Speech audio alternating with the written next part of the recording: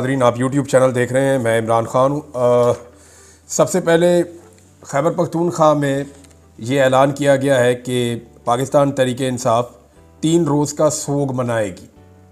जो कुछ भी डी चौक में सानिया हुआ, जिस तरीके से वहाँ पे असली गोलियाँ चलाई गईं, यानी रबड़ की गोलियाँ तो पहले चला ही रहे थे, लेकिन जैसे लोगों को गोलियाँ मारी गई और जैसे बहुत सारे लोग ज़ख्मी हुए, अब तक की जो इतलात हैं उनके मुताबिक पाकिस्तान तहरीक इंसाफ ने 12 अफराद के नाम दे दिए हैं। 12 लोगों के नाम और उनकी तस्वीर जारी कर दी गई हैं, जिनके बारे में पाकिस्तान तहरीक इंसाफ ने यह बताया कि ये वो लोग हैं जो इस्लामाबाद में धरना देने के लिए गए थे अली अमीन गंडापुर के साथ, और ये वो लोग हैं जिनकी शहादतें हुई हैं। तो 12 लोग पाकिस्तान तहरीक इंसाफ ने कन्फर्म कर दिए हैं। एक और बड़ा अफसोसनाक वाक़या है कि इस्लामाबाद में मोहम्मद शफीक नामी एक शख्स की डेड बॉडी पड़ी हुई थी अस्पताल में, और ये जनूबी पंजाब का शख्स था। इनकी फैमिली बार बार रब्ता कर रही थी कि जी हमारा बंदा हमें वापस कर दें, हमने उसको दफन करना है, तो उसकी डेड बॉडी नहीं दी जा रही थी। ओन अब्बास बप्पी साहब ने इसके ऊपर जो है वो इन्फॉर्मेशन दी है, और ये बड़ी अफसोसनाक इन्फॉर्मेशन है। उन्होंने कहा जी कि जनूबी पंजाब का मोहम्मद शफीक और दीगर की लाशें पॉली क्लिनिक में पड़ी हैं। मोहम्मद शफीक शहीद के भाई से बात हुई है, लाशें मौजूद हैं, लेकिन हुकूमत इनकारी है कि इनको शहीद नहीं किया गया, ना ही इनकी लाशें वर्सा को दी जा रही हैं। जिंदों को मसक करके अब लाशें भी खाने के दर पर हैं। दरिंदगी की इंतहा। अब जो इन्फॉर्मेशन आई है वो ये है कि इनके घर वालों से ये कहा गया कि आप हमें लिख कर दें कि हादसे के अंदर आपका जो घर वाला है ये जाम बहक हुआ है, ये कोई शहीद नहीं हुआ, इसको गोली नहीं लगी, आप ये लिख कर दें, हम आपके हवाले लाश करेंगे। यानी लाशों के ऊपर भी सौदेबाजी हो रही है और इस तरह की चीज़ें रिपोर्ट हो रही हैं जो इंतहाई अफसोसनाक है। ये सब कुछ इसलिए हो रहा है कि पाकिस्तान तहरीक इंसाफ के कारकुनों के साथ जो कुछ भी हुआ वो अब हुकूमत के लिए और पूरे निज़ाम के लिए एक मुसीबत बना हुआ है। आलमी सतह पे ये बहुत बड़ी खबर बन चुकी है, और जितना नुकसान हो गया है, खून कभी भी ऐसा नहीं होता कि जो बेगुनाह का खून है वो रंग ना लाए। ये अल्टीमेटली इन लोगों को सज़ा मिलेगी। अगर आप याद करें तो शरीफ ख़ानदान के जवाल का आगाज़ कब हुआ था, थोड़ा सोचें, नजर आप बैकग्राउंड में जाएं, सोचें आप। ये ख़ानदान का तो तोती बोलता था। जब परवेज़ मुशर्रफ इक़्तिदार में आया तो परवेज़ मुशर्रफ के इक़्तिदार में आने से पहले भी इनका तोती बोलता था। 97 में ये 2/3 अक्सरियत लेकर आए थे, फिर ये पाकिस्तान से बाहर चले गए, पाकिस्तान वापस आए, तब भी इनकी अच्छी खासी मकबूलियत थी। 2008 में इन्होंने पंजाब में हुकूमत बना ली। अगर बेनज़ीर शहीद ना होती तो शायद ये वफाक में भी बना लेते। फिर 2013 में इन्होंने एक बड़ी भारी अक्सरियत से हुकूमत बनाई। पंजाब भी इनके पास था, बलूचिस्तान इनके पास था, और वफाक भी इनके पास था।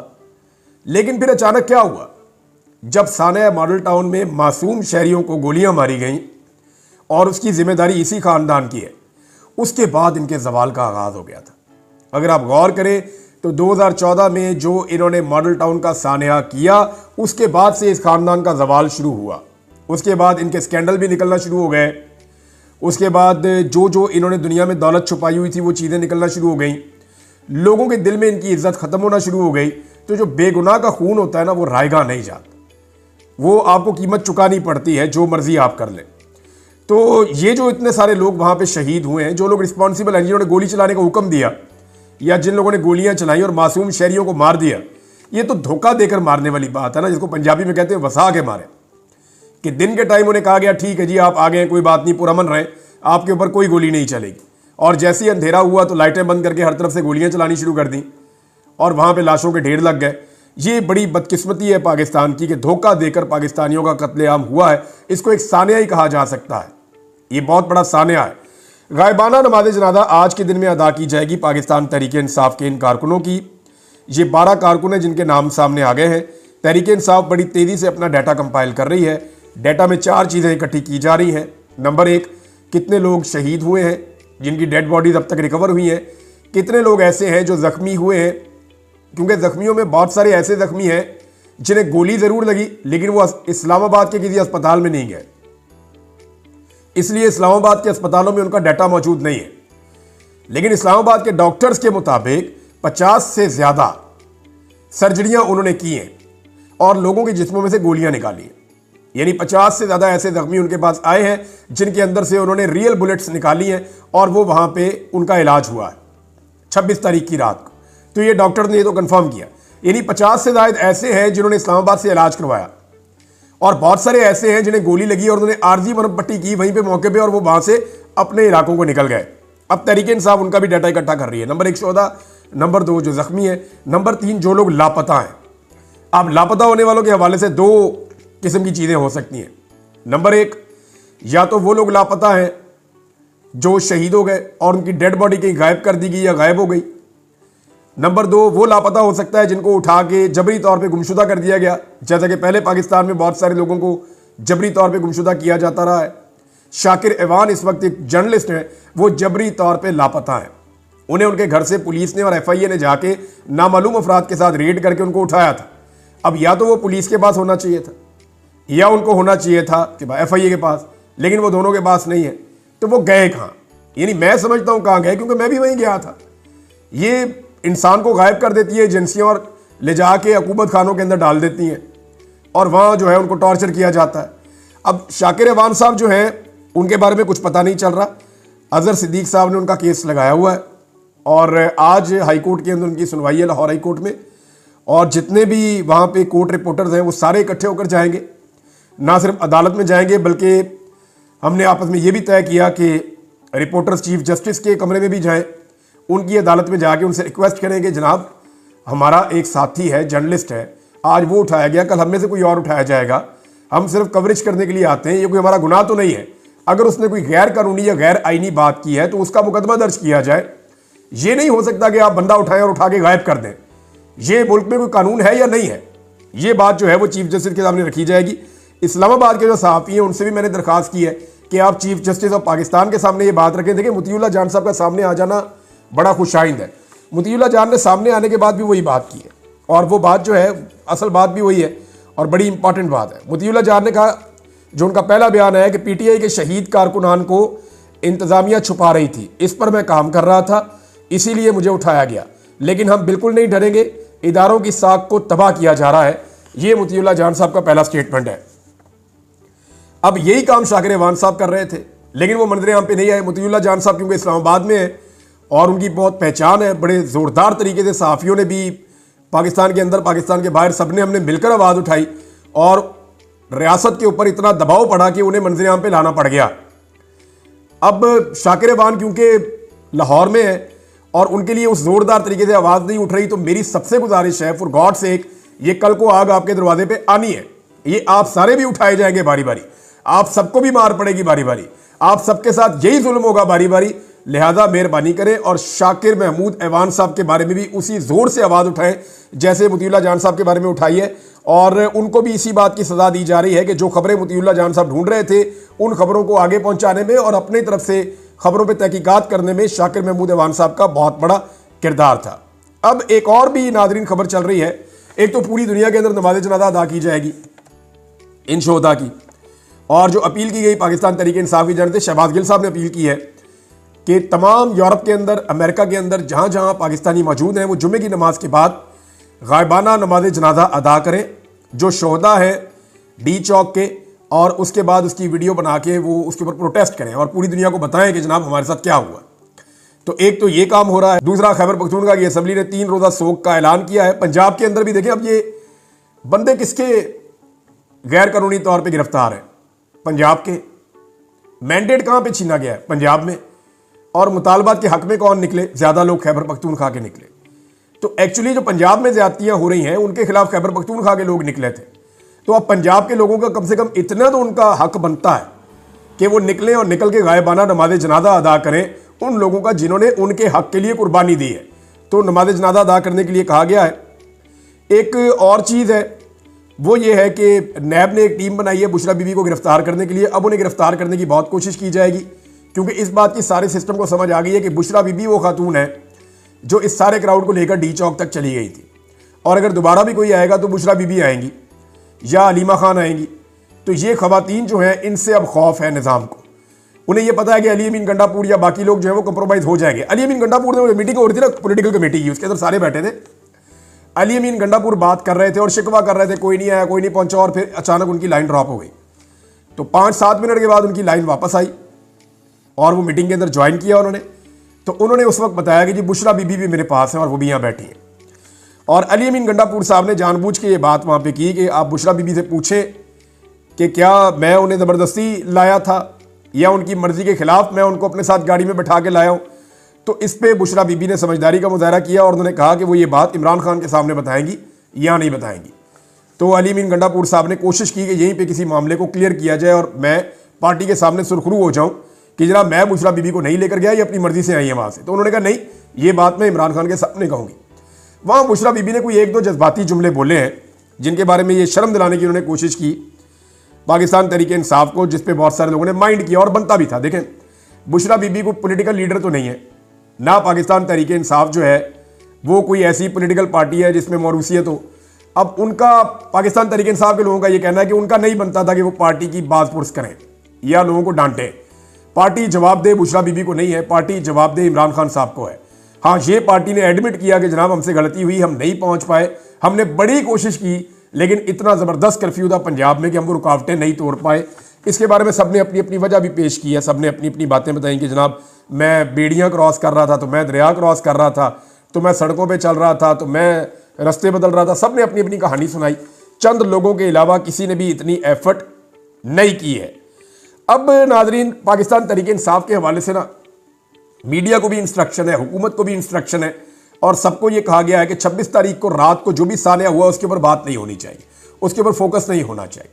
और तहरीके इंसाफ जो है वो सिर्फ डाटा इकट्ठा कर रही है। 4 चीज़ों का मैं आपको बता रहा था, एक शोहदा का, दूसरा जख्मियों का, तीसरा लापता अफराद का और चौथा गिरफ्तार अफराद का। वो सारा डाटा वो जारी करेंगे और एक एक चीज़ वो सही तरीके से बताएंगे। तहरीके इंसाफ इसके अंदर एहतियात से काम ले रही है ताकि कोई ऐसे नाम ना आ जाए जो कल को शर्मिंदगी का बायस बने। लेकिन ये जो सारी एपिसोड हुई है, इसके बाद पूरी कोशिश ये है कि फोकस हटाया जाए। उस रात को जो कुछ भी हुआ उसके ऊपर से फोकस हटाया जाए। फोकस हटाने के लिए 3 चीज़ें हैं जो आने वाले दिनों में की जा सकती हैं और उनके ऊपर डिबेट को बढ़ाया जा रहा है, जानबूझ के इसके ऊपर डिबेट करवाई जा रही है। तीनों चीज़ें कौन कौन सी है? नंबर 1, पाकिस्तान तहरीके इंसाफ पर पाबंदी लगाई जाए। पाबंदी लग ही नहीं सकती। अच्छा, पाबंदी अब लगाएंगे तो मामला जाएगा आईनी अदालत में। आईनी अदालत जो है वो अपने बंदों की बनी हुई है, अपने जजेस की बनी हुई है, अपनी मर्जी की पार्लियामेंट ने बनाई हुई है। तो वहाँ पाकिस्तान तहरीके इंसाफ पे पाबंदी लग भी सकती है, लेकिन इसका फ़ायदा कोई नहीं होगा। तो पाकिस्तान की सबसे बड़ी पॉलिटिकल पार्टी है, उस पर पाबंदी लगा के आप कख भी हासिल नहीं कर सकते, आप कुछ भी नहीं कर सकते। पाकिस्तान तहरीके इंसाफ पर पाबंदी लगाएंगे, फ़र्ज़ करें आप उनके सारे बंदे भी डी-सीट कर देते हैं, तो आप क्या दोबारा इलेक्शन करवाएंगे? फिर किस तरफ जाएंगे? पाकिस्तान इसका खुमियाजा नहीं भुगत सकता। लगा भी नहीं पाबंदी तो कुछ नहीं कर सकते। इमरान खान का ये कख नहीं बिगाड़ सकते पाबंदी वाले मामले में। दूसरा, गवर्नर राज।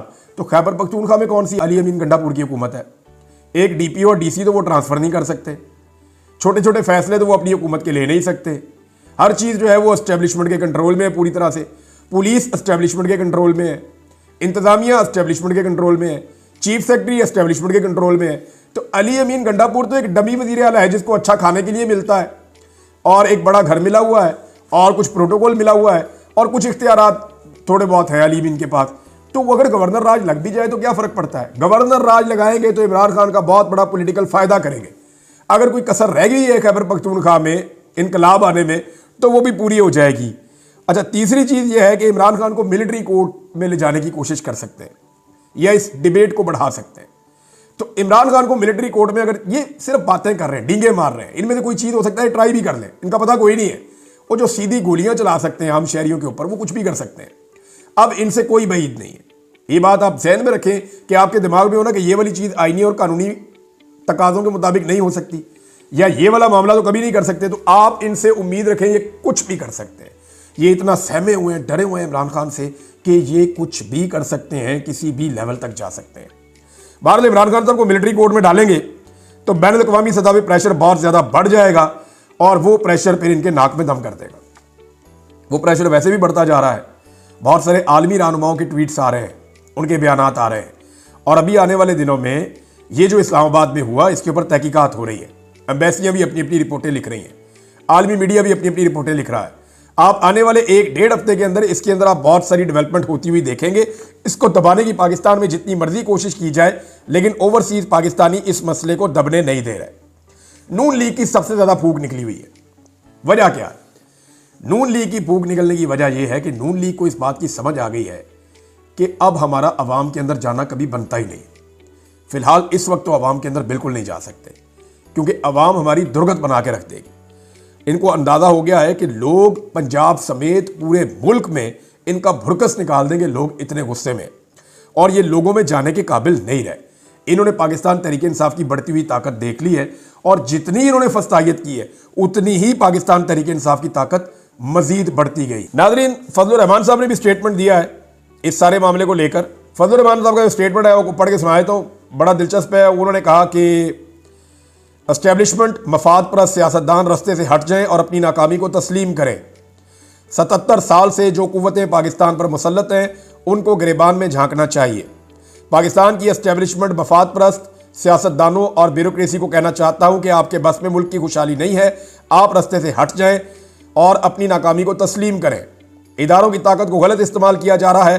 गलत हुक्मरानी की वजह से मुल्क में कदम कदम पर इस्तराब है, खून बह रहा है और वसाइल पर कब्जा किया जा रहा है। फजलुर रहमान साहब ने कहा कि तमाम सूबों पर इसकी आवाम का हक है, किसी को यह हक हासिल नहीं है कि वो वहां के वसाइल पर जबरन कब्जा करे। हम ना अपने बच्चों का हक किसी को देना चाहते हैं और ना ही किसी का हक छीनना चाहते हैं। पाकिस्तान को अनारकी की तरफ धकेला जा रहा है। अवाम आइन और कानून का एहतराम करती है, लेकिन अगर मुल्क में कानून पर हुक्मरानों की जानिब से अमल दरामद नहीं होता तो फिर कौम भी इसकी पाबंद होने की मिजाज नहीं है। उन्होंने कहा कि ये असम्बलियां बनाई जाती हैं, ये अवाम के मुंतखब असम्बलियां नहीं होती। हर असम्बली के हवाले से एक एजेंडा होता है कि हम इससे ये कानून साजी और तरामीम पास करवाएंगे। फजलुर रहमान साहब खुद हिस्सा रहे हैं। अभी तरमीम तो एक उन्होंने पास की है, जिसके बाद कानून साजी करके उन्होंने अपने काम निकाल दिए सारे के सारे। पाकिस्तान तहरीक इंसाफ के एहतजाज के हवाले से भी उन्होंने बात की। उन्होंने कहा कि जो कुछ इस्लामाबाद में हुआ मुझे किसी पार्टी के फैसले से गर्ज नहीं, वो अपने फैसले के खुद जिम्मेदार हैं। अगर मशवरा मांगेंगे तो दिया जाएगा।